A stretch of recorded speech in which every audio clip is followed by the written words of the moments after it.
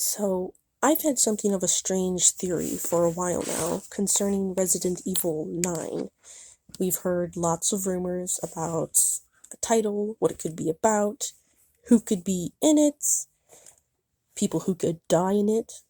I'm not going to be talking about any rumors, really, just kind of a theory that came from a wild discussion about Resident Evil between me and one of my brothers, a fellow fan of the games.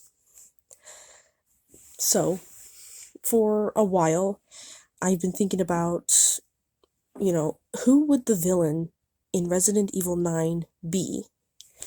I thought that if it's going to be some sort of ending for certain characters, or even just as big as we've heard, or as some rumors try to hype us to believe, I was thinking for a while that it's going to be related to some of the original evil residents or villains, specifically Oswald Spencer and Albert Wesker. I believe I once heard that a goal of Spencer's was the transference of a person's mind, and I believe Wesker's sister tried to play around with that too, but I haven't played Revelations yet, so I could be wrong. I'm thinking someone is still out there trying to complete or replicate Spencer's or Wesker's research, or at least the part where they were playing with the ultimate strong human race upgraded people. I just call them GMOs. Maybe someone's trying to use these experiments to resurrect one of these two bad guys. Or maybe they have, but are having difficulties with perfecting it. Maybe they can't find a suitable host, or they can't clone properly. I don't know. This leads them to hunting for something that could potentially hold the answers that could help them further their research. Or maybe they will find someone who could show that connections can be found again with a virus or organism that can result in a kind of symbiosis. Here we have Ethan Winters. I suspect whoever is working on this research of Spencer's and Wesker's is in some position of power in the BSAA. This kind of grew in my mind as a little bit of a stronger idea when I came across a poll on YouTube by Center for Evil with the question, why do you think the BSAA are using bioweapons now? I had something of a half-thought-out comment at the time, which basically was something of, the BSAA higher-ups see them as beneficial, feeling like they can do it all without the consequences had by people who previously played around with it. And since they have perfected the products, these BOWs, that maybe they view themselves as being in the right since they can control them. Maybe the BSAA just wants more control over agents, since I think it was mentioned somewhere that they were a little fed up with Chris's lone wolf attitude. I don't know, maybe they've had problems with agents before. Maybe they want less casualties, or maybe that's just an excuse. Maybe they're just playing at someone having some type of god complex, and they're seeking to make humans better, like Spencer and Wesker wanted. The BSAA's involvement with BOWs makes them want to keep an eye on any potential progression for their research, or anything that could lead to it. Therefore, they keep an eye on Ethan. Now, I think something that bothered me from the cut from 7 to 8 was that I don't think I've seen all of the files in the game, but I don't recall them ever saying anything about whether Ethan was checked out by the BSAA. They said Mia was in the clear, I think. I think they said that. But they checked Mia, but not Ethan. Like, why? He was in the middle of the biohazard outbreak too, and he clearly did not escape with 0 damage, okay? Like, his hand and his foot got cut off? Like, did nobody notice the scars, the fresh staples? Has anyone ever seen him, get like badly cut and he just pours weird liquid on it and pulls his sleeve over and he's like, "Don't worry, Chris, I'm totally fine." So I'm thinking, why didn't they check him?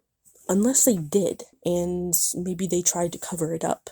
Now, my brother thinks that maybe if they checked him, it was dormant, and they couldn't see anything on any results. I don't think that that's personally the idea, because Evelyn says in 8 that he is mold. So how can a whole man made of mold just go completely dormant and undetectable on probably like the most advanced test results that could possibly be, you know, a person could possibly be put through at the BSAA.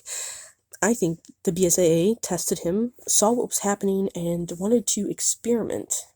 Now, maybe they were content with settling for observing from a distance, or maybe their plans were kind of pushed back and aside because Chris had been kind of keeping in close contact with the Winters family, and he becomes something of an interference with their plans, and they can't go through with anything that they would want to do with Ethan.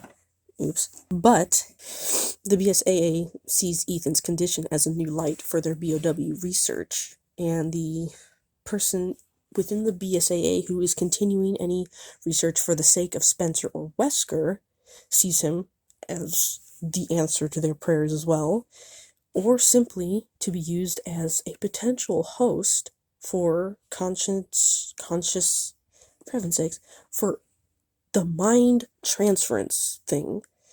My brother thinks Ethan, if he comes back, could likely be used as just he pops in with the mind of Wesker.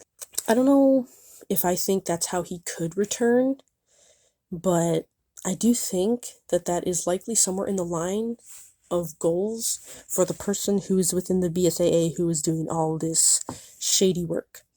And yes, me and my brother do kind of stupidly think that Ethan is still alive. I personally really hate the ending that Capcom gave to him. He was one of my favorite characters, and he deserved better. Now, the BSAA's use of BOWs in the village in 8 could have been to prevent any harm from coming to their guinea pig, Ethan Winters. They somehow got wind that he was involved, and they sent in something to protect him, but they didn't want to cause any casualties, so they're like, oh, we don't want to leave any much of a trace, we can send in BOWs, and then if things go wrong, we'll just blow the place up and incinerate everything like Raccoon City or something. Maybe they were just for a field test of products to stop Mother Miranda, and possibly, quite possibly, having even a separate goal of obtaining a sample from the Megamycete, or more likely, just Ethan. So yeah, I know Capcom's pretty much said Ethan is not returning at all. It is the end of the Winters storyline, but I don't know. Me and my brother still like to occasionally talk about the ending for the Shadows of Rose DLC. We personally think the dude somewhere along the road is Ethan Winters. Also, I feel like Shadows of Rose totally opened a whole new path of where Rose can continue being in the story somehow. I mean, she's still involved in the BSAA. They're never gonna let her out of their sights. Kind of like how, even though Sherry Birkin later on became an agent, she was technically still not 100% free. They're always going to keep an eye on her due to her relation with the virus, and Rose will always be under some sort of surveillance due to her connections with the mold. Perhaps even more strict surveillance because they remember what happened to Ethan when they didn't keep him under strict surveillance. Anyways, what are your thoughts on this most preposterous theory? Are you excited about the next Resident Evil sequel? And how do you feel about the story's progression so far? Just let me know your thoughts in the comments. And yeah, that's my stupid Resident Evil 9 theory. Thanks for watching.